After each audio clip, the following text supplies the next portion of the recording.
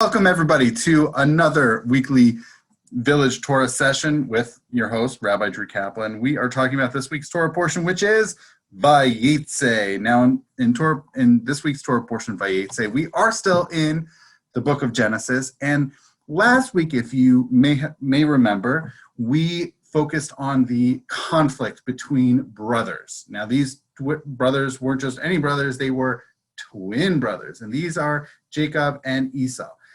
And they're both vying for not only, although Jacob is able to purchase the birthright off of Esau, they're also vying for a blessing from their father. Now that was the big conflict, and ultimately what caused Jacob to flee from home. He was aided, and there we saw that Rachel looked more favorably. Clearly, the favored son for Rachel was Jacob, whereas Esau was Isaac's favorite son. So we saw this conflict between brothers in last week's Torah portion. Now, Jacob has fled, and at the beginning of this week's Torah portion, we see that Jacob he has a really special experience at this place called Beit El. It's an interesting experience. He has a sort of divine experience, and then afterwards he sees a young lady needing some assistance. Turns out to be in Hebrew Rachel, in English we would say Rachel, and helps her. They also have an interest in each other, but she also has a father, Lavan, and so fortunately, however, he is somewhat of a he's a kinsman to Jacob. Now, not everybody is necessarily kin. There's a lot of Canaanites who are not exactly who I guess Jacob necessarily should be looking for. Now, I could go into a lot about Jacob and Rachel. I could also talk about what we see at the very outset of this week's Torah portion and what this experience that Jacob has in a sleep with God and angels. This is the story with Jacob's ladder, with these angels ascending and descending upon this ladder, but maybe next year we can explore that. This year, however, I want to talk about, having talked about the conflict between brothers last week, a conflict between sisters in this week's Torah portion. Now, here's what happens. After Jacob, he is interested in this Rachel. And so Lavan says, look, you can marry her. You just have to work for 7 years for me, right? You need to be a shepherd for me. You got to work 7 years. Here we go. 7 years. You got to serve as a shepherd for my flocks. And you can then win Rachel's hand in marriage. Great. Okay. So he says, sure, let's do it. Serves 7 years for his father-in-law to be. And the wedding night comes, goes. The next morning, Jacob wakes up and it's not Rachel, it's her sister Leah. Can you believe that? There's a switcheroo. Now, by the way, this is actually, there is a custom that came about for Jewish weddings where we do this thing, and I don't know if I should know this. I don't know if it's done at Sephardic weddings, but certainly for Ashkenazi weddings, we have this custom. In Yiddish, it is called a bedecken, where there's this veil that's placed over the bride. And at some point, this is all, by the way, prior to the actual ceremony underneath the chuppah, but prior to the ceremony, the groom goes to the bride and does, like I mentioned in Yiddish, it's called a bedecken, where he lifts up the veil, checks to make sure that it is exactly the woman he wants to marry. And what we say is this goes back to Rachel and Leah. In this week's Torah portion, the switcheroo that Lavan does. And the reason that Lavan provides Jacob is because he says, look, the truth is Leah is older than Rachel. And we don't do these things around here where younger daughters get married before they are older sisters. So obviously, in Lavan's mind, obviously Leah had to get married first. uh-oh, this is a problem. Now think about, I mean, it's crazy. If put yourself in Jacob's shoes. You've worked for 7 years for your future father-in-law, and specifically to marry a particular girl, and you get her sister. Now she, according to this week's Torah portion, describes her as having soft eyes. So maybe she has tender eyes, soft eyes. Maybe she has the most gorgeous eyes. We don't really know much else about her. It doesn't really describe what does she look like. It's like, it's really like that's sort of the featured aspect of Leah that we read of. It is certainly quite curious. Yeah, so it says, if you want to check this out, actually, you know what? I'll bring it up on screen. Might as well. I'll share. I will share. Here we go. So it's in Genesis 29, and then we have verse 16. Lavan had 2 daughters. Leah had weak eyes. Rachel was shapely and beautiful. Now, I will just say that for Rachel, this is like the best way that the Bible, when it describes women, they're both Yifat Toar, which is, and Yifat Mare. I'll tell you the truth. There are different ways that different commentators understand these descriptions. It could be one possibility is, what is this Yifat Toar and what is this Yifat Mare? I think Yifat Toar is that, actually, you know what? This is actually a good translation. When she was shapely, I mean, it's a little weak of a translation. Shapely and beautiful was that she was well shaped, she was nicely shaped, and that she was beautiful of appearance. Like her face was beautiful and her body was beautiful. But strikingly, and we see this described in a handful of places throughout the Bible. This is the, I guess you could say, the highest regard that the Bible has. But when it comes to Leah's weak eyes, really not clear. She has weak eyes. Okay. So then I'm just going to keep you on screen with me. Might as well have the biblical text here. So, all right. He did the switcheroo. Evening came, he took his daughter Leah and brought her to him, and he cohabitated with her. And morning came, it was Leah. Jacob is not happy. What do you mean? We had an agreement. I did this 7 years of service for you in order to marry Rachel, and you didn't even give her to me. And then what I had told you earlier, it is, Lavan says, it is not the practice in our place to marry off the younger prior to the older one marrying. So but this is interesting, and this is something that even actually up until last year I didn't really have a clear sense of until speaking with a rabbinic colleague, and this is really fascinating. Lavan says, he continues after saying it's not the practice of our place.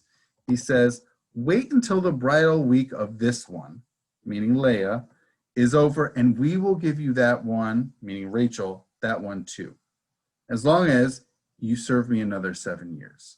So Jacob did that. He waited out that bridal week, spent an entire week just with Leah, and then he gave him his daughter Rachel as wife.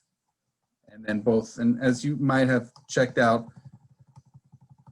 that Leah had given his maidservant Zilpah to his daughter Leah as her maid, and then we see that too, Lavan gave his maidservant Bilhah to his daughter Rachel as her maid. So, and Jacob cohabited with Rachel also. He loved Rachel more than Leah, and he served him another 7 years. Now this is, before we get into the rest of this, and I wanted to tell you this, which is, I think, a common misunderstanding, and this is really common.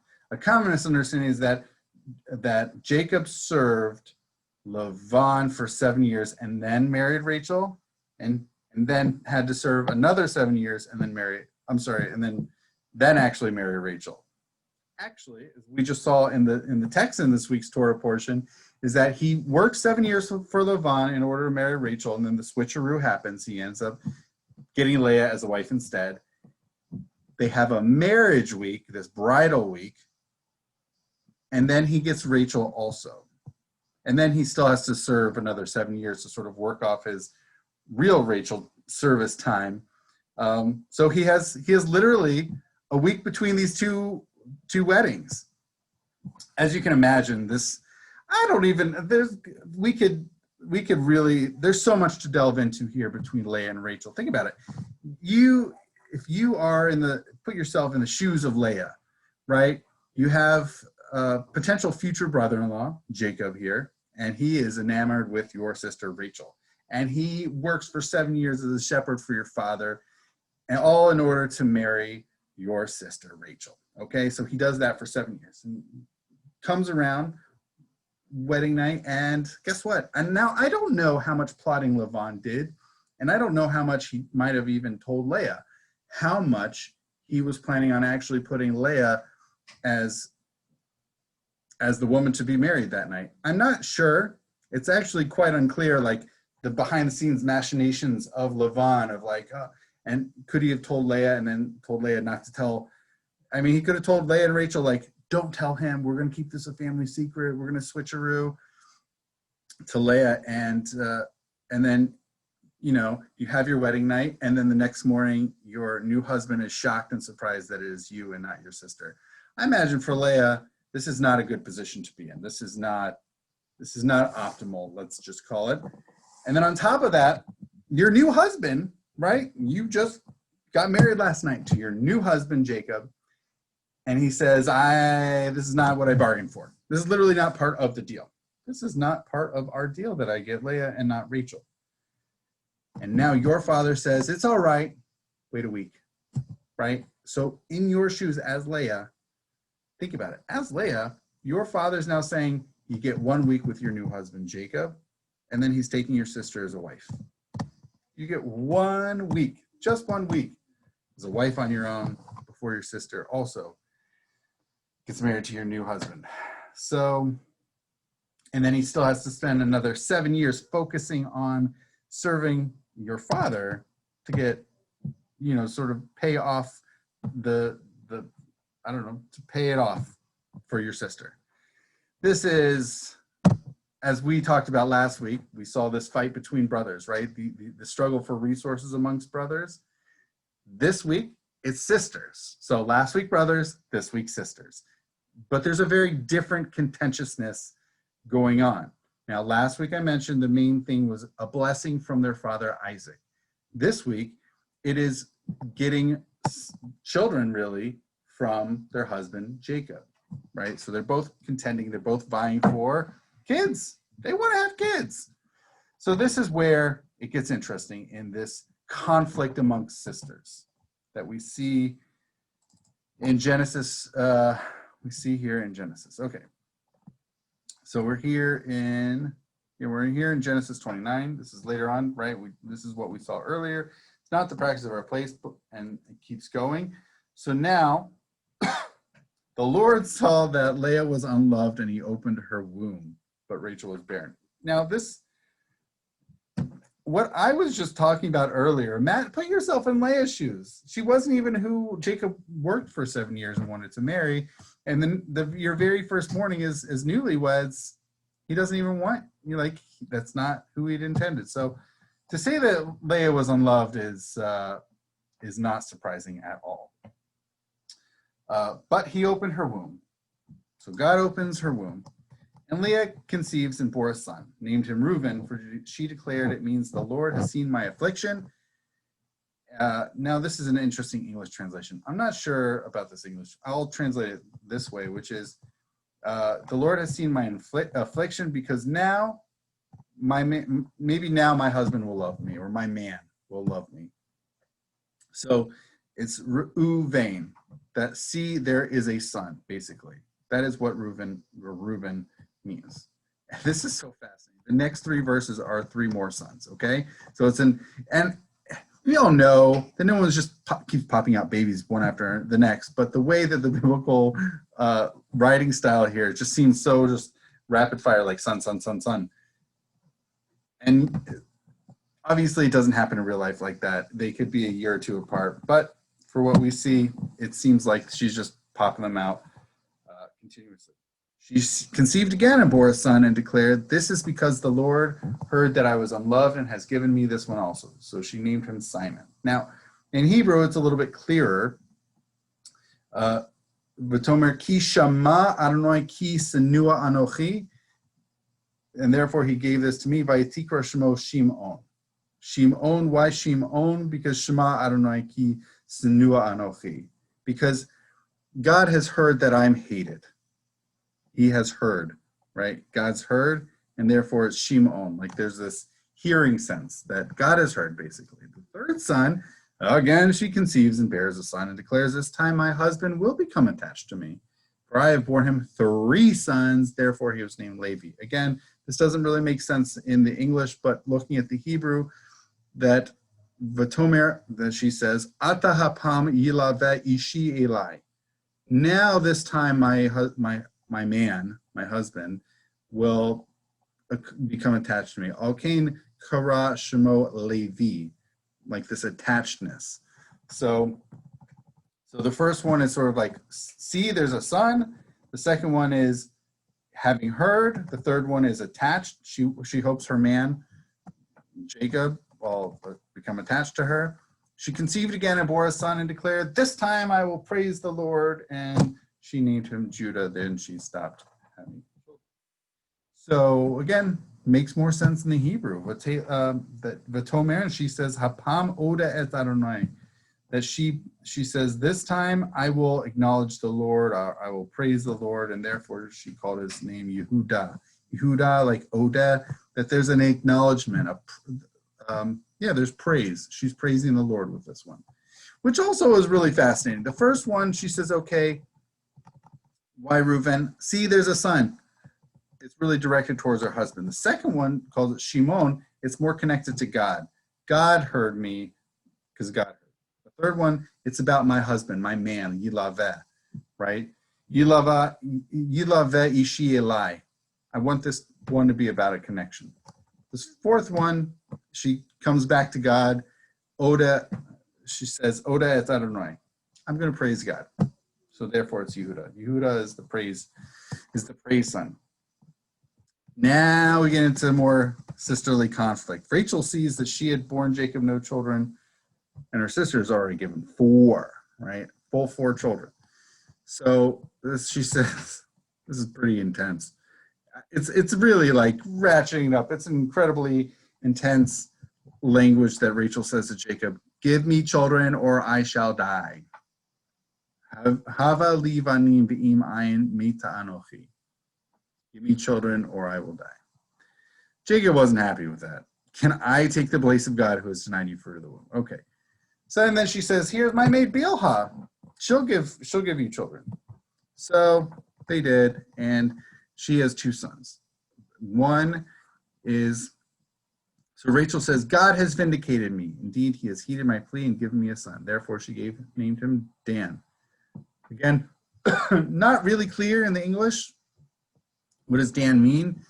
In the English, she says, Danani Elohim.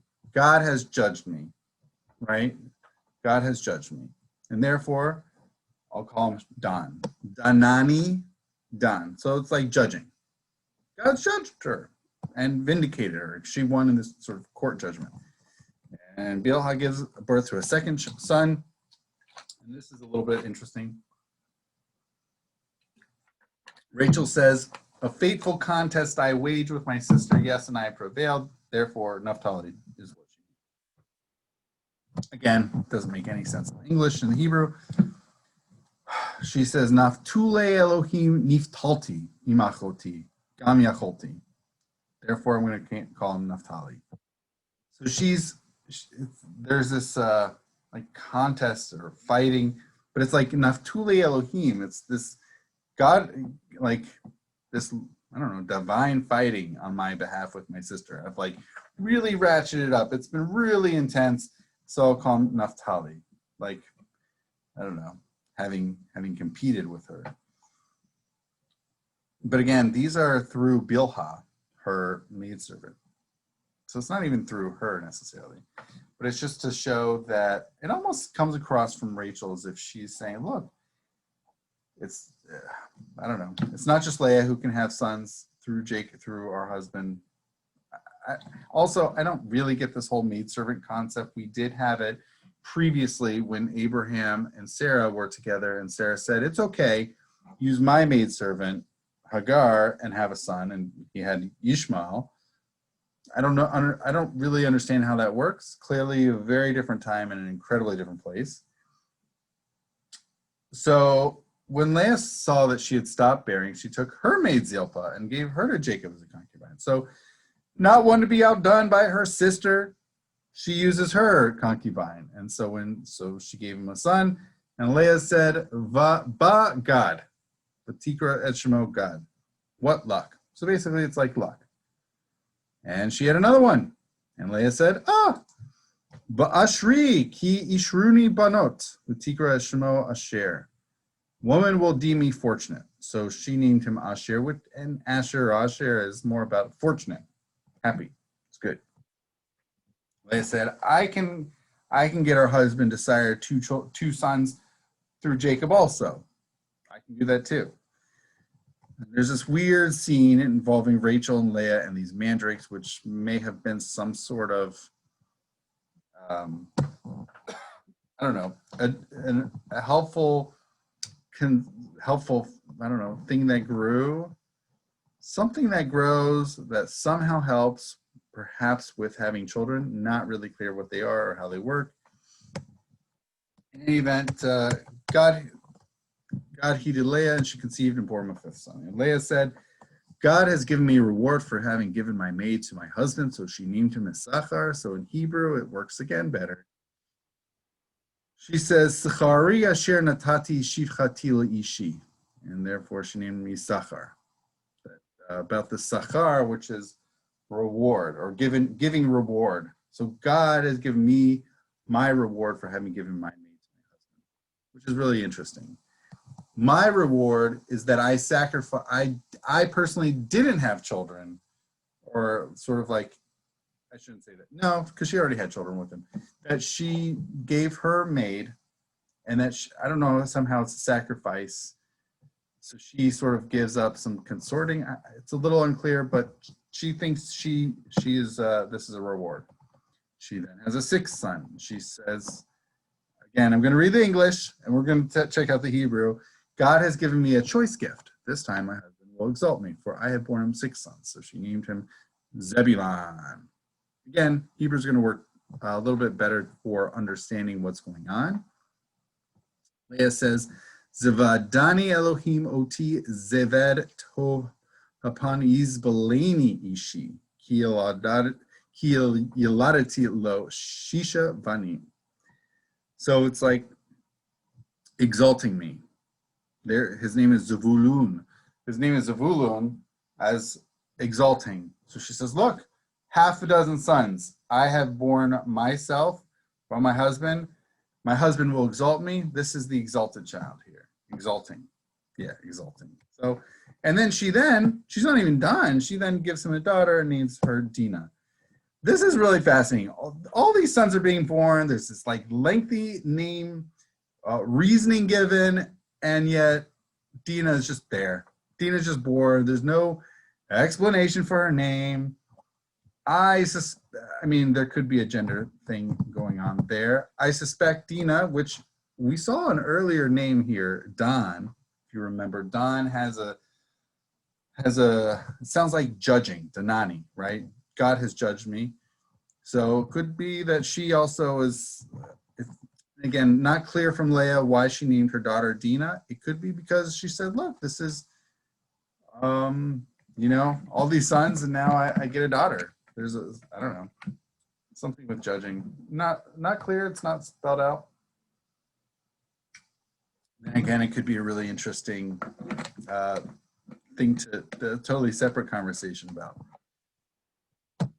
But we're not done. We are not done, because now God remembers Rachel, and God heeded her, and finally, it doesn't say this in the text, but I'm inserting finally opened her womb. She conceived and bore a son and said, God has taken away my disgrace.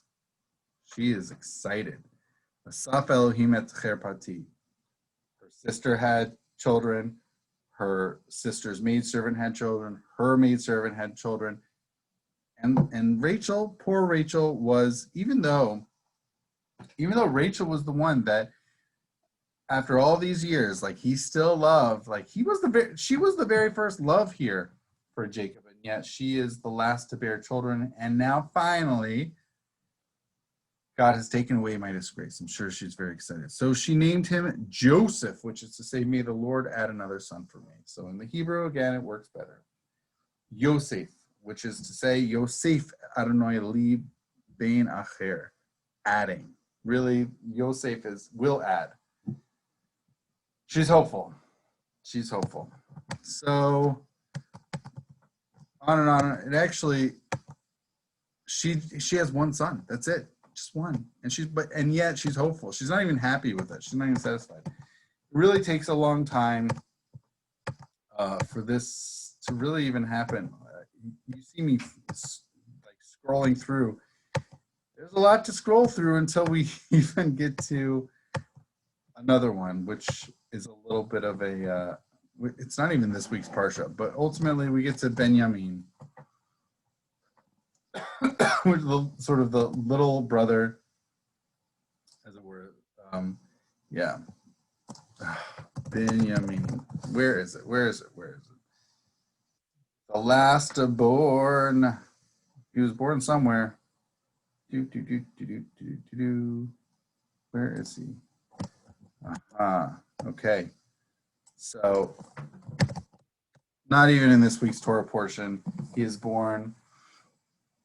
As she was in childbirth, and this is her final breath. As she breathed her last breath, she was dying. She named him Ben Oni, but his father called him Benjamin.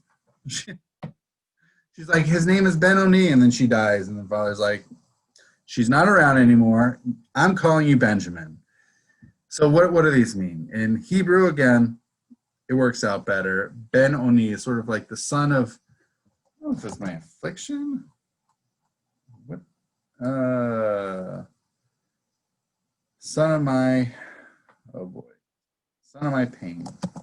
Makes sense, right? Not necessarily that he necessarily gave her pain, although presumably, yes, there's pain in childbirth, but she's also dying. Now the question is, how much is she dying because of giving birth, or could it have been something else? Could it have been a pre-existing condition? Very not clear here. It just could have been childbirth. I mean, for centuries, millennia, women have been dying in childbirth. It's really in the last, I don't know, century or two that child, I guess, death during childbirth is really gone down. But who knows whether she died of something else or it really was just childbirth. So calling him Ben Oni, like, I'm dying, like this, if it weren't for giving birth to this son, I wouldn't have been dying. But his father called him Benjamin. Now, what is Benjamin? In Hebrew, it is Binyamin or Ben Yamin. So it's the son of my right hand. What does that mean? Could another way of understanding it is like a son of the right side. Another way is to maybe son of my days or son of the south. But this notion here, I mean, I just find it, it's kind of amusing. Like, I mean, yes, it is terribly tragic and deeply saddening. She dies, she gives him a name, and she's not around. And so Jacob comes along and says, no, I like the name Benjamin, son of my right hand.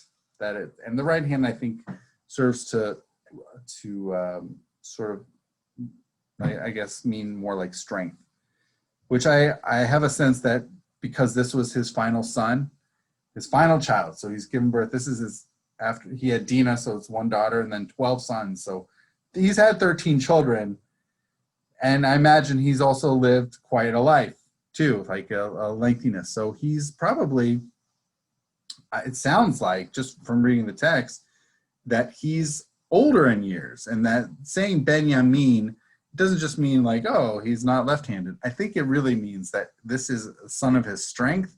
And usually when people say something like that, it's kind of a euphemism. By saying son of my strength, probably means he was actually weak, meaning he was older in years and it wasn't so easy to conceive and have a son. And yet he managed. So I think as a way of marking that, he called him Benjamin, or Binyamin. It's also tragic in a way that there was all this competition for so long between these two sisters, Rachel and Leah. And Leah, even being the unloved one, had so many. She had 6, right? She had 6 sons and even Dinah. So she had 6 sons and 1 daughter, and she wasn't even the loved one. Rachel, on the other hand, was the loved one, and yet she struggled so much within the web of relationships. Not only, I imagine, I don't even know what that must have been like, her relationship with her father, that she was supposed to marry Jacob, and yet Leah came into the picture a week ahead of her. On top of that, she gives her maidservant, and even her sister gives her maidservant, and they each have 2 children, 2 sons each with Jacob. And she has 1 son, really, that she's able to raise until eventually having Benjamin, or Ben-Oni as she calls him, and dying. So she doesn't even raise a second son. She just really has 1 son to raise, which she calls Yosef, because she's hopeful she'll give birth to another one. She's just not happy. Like, there's so much contentiousness in this web of relationships, and it's and it all goes back to Lavan. Imagine that. Jacob never intended to marry Leah. That was not part of his plans. It was a surprise thrust upon him. Which makes it the frustratingness of the relationships that Leah had, Rachel had, and how much, think about this, how much. And also the maidservants being caught amidst it, they each having two sons, and they don't even get to name them. It's up to, they're the maidservants for Rachel and Leah, so Rachel and Leah get to name them. But there was clearly, we don't get a lot of stories here, but there's a lot of contentiousness and competitiveness going on here in this web of relationships. It's very not healthy, and people are not, and the people involved, or at least the ladies, are not happy. They sort of, it's really fascinating, because we see at the very beginning of